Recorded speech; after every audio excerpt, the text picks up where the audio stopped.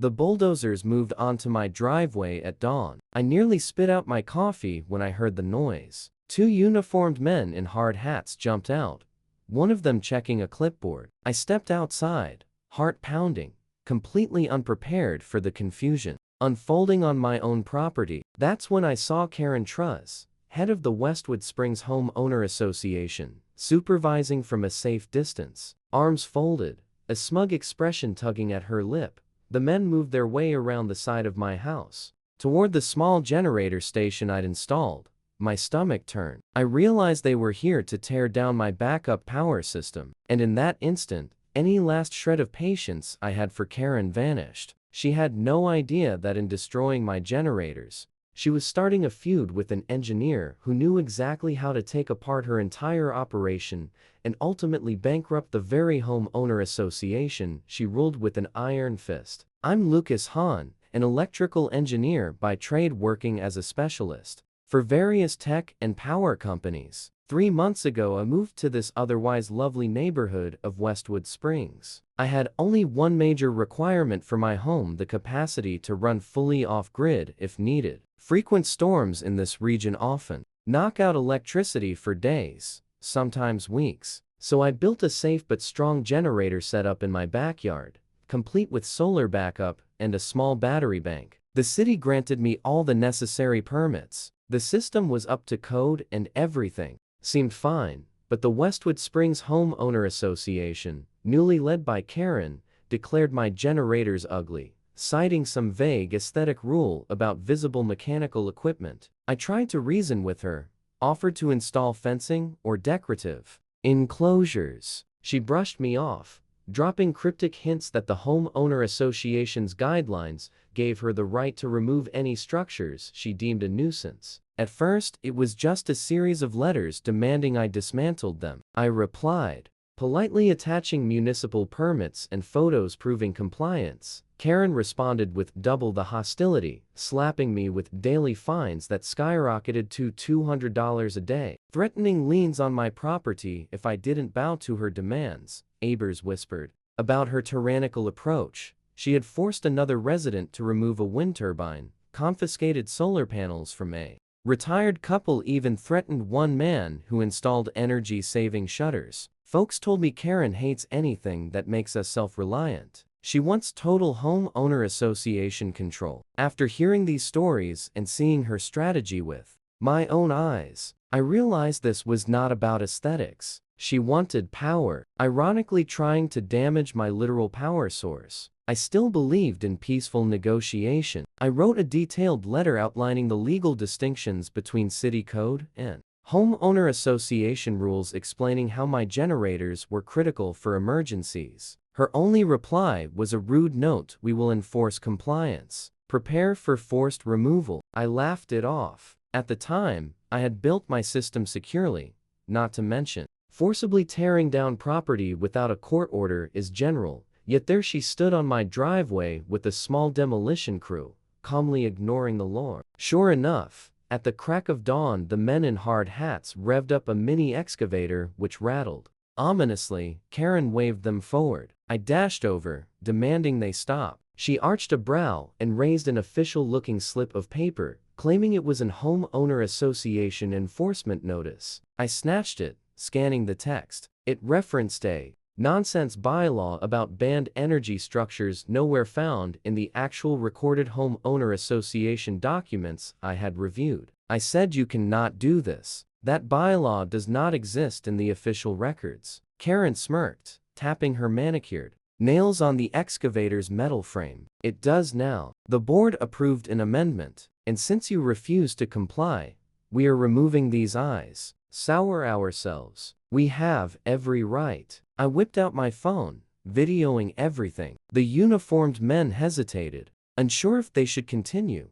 Karen barked at them to proceed. My voice shook with anger as I informed them this was private property fully permitted by the city, and that I would call the police. "Polly," Karen responded coldly, "call whomever you like. The home owner association stands behind me." Then the excavator's bucket tore into one of the generator's protective housings, sparks flying as metal crumpled. My heart pounded with rage and dread. Thousands of dollars, months of design work, all about to be wrecked. But behind that rage, a seed of determination took root. If Karen thought she could do this without consequences, she was sorely mistaken. I filmed every second of the destruction. From the moment the excavator bucket crushed the first generator to the men using bolt cutters on my cables, Karen watched with a self-satisfied grin, oblivious that her own arrogance was fueling the evidence I needed to bring her entire homeowner association empire down. Once the last hunk of twisted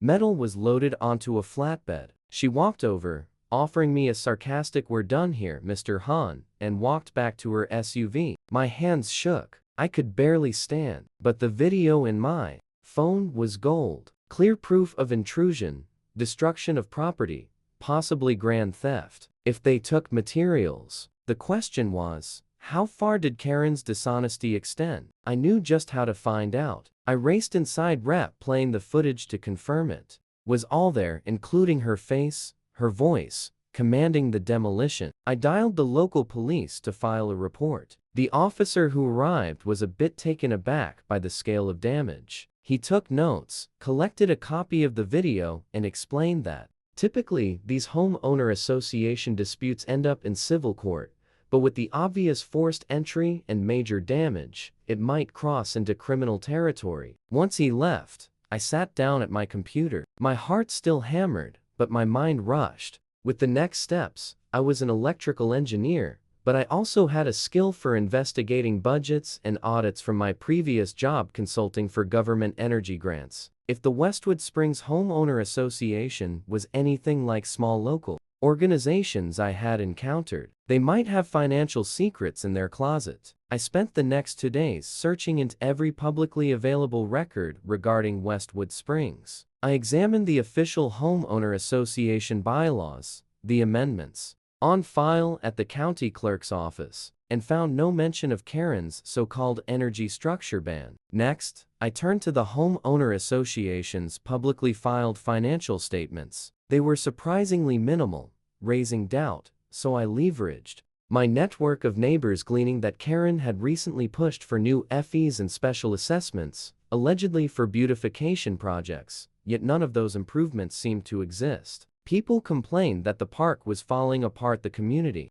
pool was shut down for repairs that never happened. Meanwhile, gossip swirled that Karen spent lavishly on personal vacations. My gut told me the money trail might lead somewhere dark. I compiled everything into a neat file, naming it Operation Blackout. Then I contacted a friend, Michelle, who worked as a forensic accountant. She owed me a favor from a project we collaborated on years back. With her expertise, we pored over the homeowner association's expenditures. She quickly flagged multiple questionable transactions, including large checks written to shell companies. We found no legitimate receipts or invoices for the beautification projects. It looked like embezzlement, or at the very least, gross mismanagement. If that proved true, Karen was not just a tyrant. She could be committing crime enough to potentially bankrupt the homeowner association if exposed. Meanwhile, the police followed up to confirm the full statement. They seemed cautious about pushing too hard. Homeowner associations can be complicated, one detective told me, but we see some warning flags here. That was all I needed to hear. With Michelle's help, I packaged our financial findings in a report, cross-referencing the suspicious payouts with Karen's personal bank accounts, if possible. We discovered that the treasurer and the secretary of the homeowner association were rarely listed on checks. Most checks were signed only by Karen. That's a huge governance red flag. Once I had enough to suggest real criminal activity, I forwarded the entire packet to the district attorney's office. A few days later, I received an approval that they were very interested in these allegations and might open an inquiry. Perfect. In the meantime, I did not intend to let my property remain unprotected. My kids and I had no backup power for storm season, and that was unacceptable. I submitted a formal request to Karen for restitution,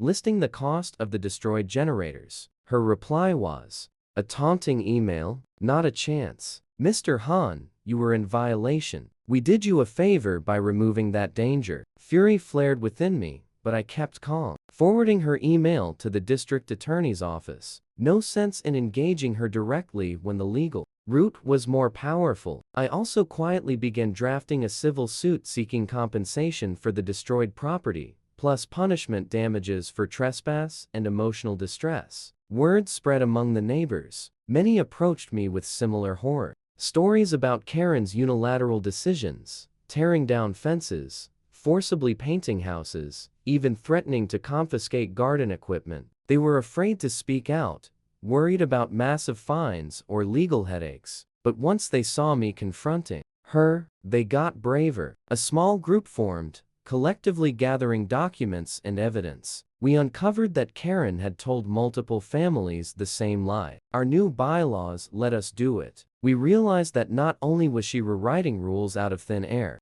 but also forging board agreements. The rest of the board members seemed either involved or clueless. One of them, a timid man named Ross, privately admitted to me that Karen controlled the bank account and refused to show receipts for the alleged community upgrades. With each new discovery, my confidence soared that we had the ammo to bring her entire house of cards down. The final piece arrived in the form of a letter from the city planning office confirming that my generators were fully permitted and not in violation of any municipal code. The city was also concerned to hear a homeowner association had destroyed them. I forwarded that letter to the district attorney as well, emphasizing Karen's blatant disregard for actual legal procedures. The next weekend, the Westwood Springs Homeowner Association held a mandatory meeting, probably to address the mounting unrest. The community center was packed with residents. I arrived early, scanning the crowd. Tension boiled in the air. Karen sat at the front table, flanked by two board members. She wore a polished suit, showing confidence. Ignoring the angry murmurs, she opened the meeting by saying they would be discussing escalating homeowner misconduct and necessary enforcement actions. I nearly laughed out loud. Then she glared at me as though daring me to speak as soon as she finished her opening statement. I stood up, announcing I had proof of major wrongdoing by the homeowner association leadership, specifically Karen. She tried to cut me off, but half the room demanded I continue. People wanted answers. I calmly explained my destroyed generators, the forged bylaw references, and then introduced Michelle, who had come along. She presented the doubtful financial findings, large sums unaccounted for, checks linked to Karen's personal bank deposits, increased service invoices with no record of actual services rendered. A hush fell over the room. Even the two board members next to Karen looked shocked. Karen's face paled. She tried to protest, calling it a smear campaign, but her voice trembled. Neighbors, who had kept quiet, began shouting about excessive homeowner association fees, worthless beautification charges. One man yelled that he had a photo of Karen's fancy new car, rumored to be purchased with stolen funds. Another neighbor demanded to see the board meeting minutes approving my generator removal. Karen fumbled, insisting those records were private, but the crowd had turned. The entire room was fed up with her intimidation. At that moment, a deputy from the sheriff's department, whom I recognized from earlier, entered quietly, spoke with someone at the door, and left. The tension skyrocketed. Karen's eyes darted around. I guessed she feared law enforcement might be closing in. Then I dropped the final reveal. I revealed that the district attorney's office was officially reviewing the were legal, denying her entire premise for forced removal. Then I said, "You have no authority to rewrite bylaws on your own, no authority to trespass and demolish my property, and the financial records indicate you have been siphoning homeowner association funds for personal gain. The police have enough to proceed." Karen's mask of confidence collapsed. She knocked over her chair trying to flee the podium. The rest of the board members were stunned, but once they grasped the seriousness, they quickly voted to suspend Karen pending an audit. The audience erupted in cheers, demands, some calling for her immediate resignation. She tried to push past people shouting that she would sue us all for defamation, but the crowd was done with her threats. Two neighbors blocked her path, telling her to explain the missing funds. She shoved them aside and darted out of the community center. Everyone turned to me, a mix of relief and surprise. "Is it finally over?" One woman asked, tears in her eyes. No, I said softly. But this is the beginning of the end for Karen's reign. Over the next few weeks, the fallout was shocking. The district attorney formally charged Karen with multiple counts,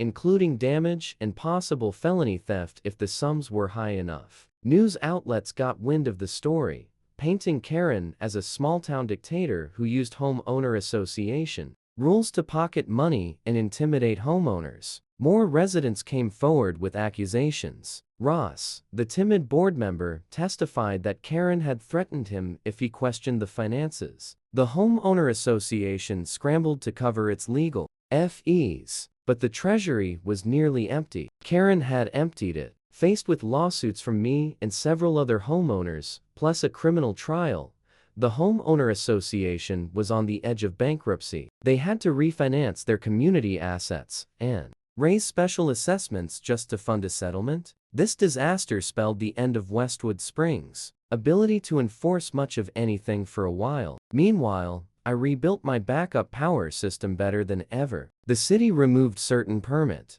fees. As an apology for the bureaucratic confusion, installed advanced higher capacity generators, solar arrays with battery backups. Everything carefully documented. The neighbors applauded, seeing it as a symbol of victory over Karen's tyranny. We even organized a block party to celebrate the new board's promise of transparency. Karen, she vanished from public life, presumably hiding herself in court proceedings. Rumors said she tried to sell her house to pay legal bills. The new homeowner association leadership publicly apologized to me, everyone, and asked for patience as they rebuilt trust. Standing in my backyard one crisp evening, I watched the red glow from my new generator test run, humming quietly. My kids giggled nearby, playing. With the dog carefree about future blackouts, I gazed at the starry sky, reflecting on how quickly a petty tyrant's empire can collapse when you have the facts and the will to expose it. As an engineer,